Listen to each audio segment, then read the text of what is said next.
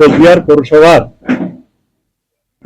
যে board meeting এ বেশ কিছু আলোচনা করে সিদ্ধান্ত গ্রহণ করা হয়েছে।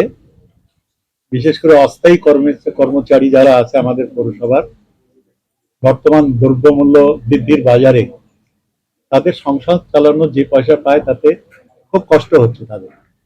তাই সমস্ত কাউন্সিলররা বিশেষভাবে আলোচনা করে মানবিক কারণে তাদের প্রত্যেকের মাসের হাজিরা 1500 টাকা করে বাড়ানোর সিদ্ধান্ত গ্রহণ করা হয়েছে।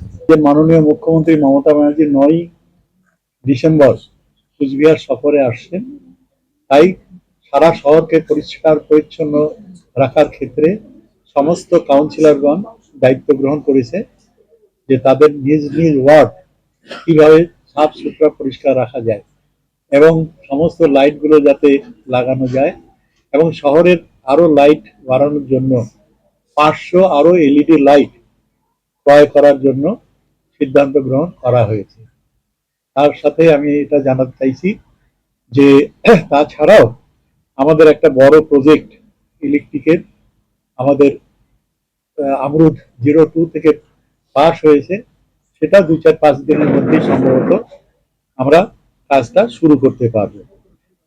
এবং এই মাইনা বাড়ানোর ক্ষেত্রে পৌরসভা বাদ দিয়েও আমাদের যে নিবেদিতা একাডেমি আছে, স্কুল আছে পৌরসভা পরিচালিত, সেই স্কুলের যারা টিচার্স আছেন সবারই 1500 টাকা করে মাস মাইনা বাড়ানোর সিদ্ধান্ত গ্রহণ করা হয়েছে।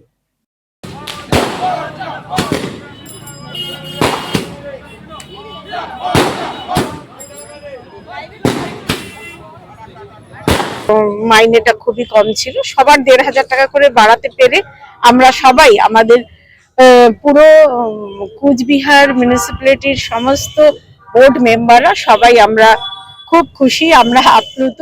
2000 টাকা করে বোর্ডের সমস্ত কাউন্সিলর এবং আধিকারিক মিলে 1500 টাকা বাড়িয়েছে, তার জন্য আমরা খুবই খুশি এবং আনন্দিত।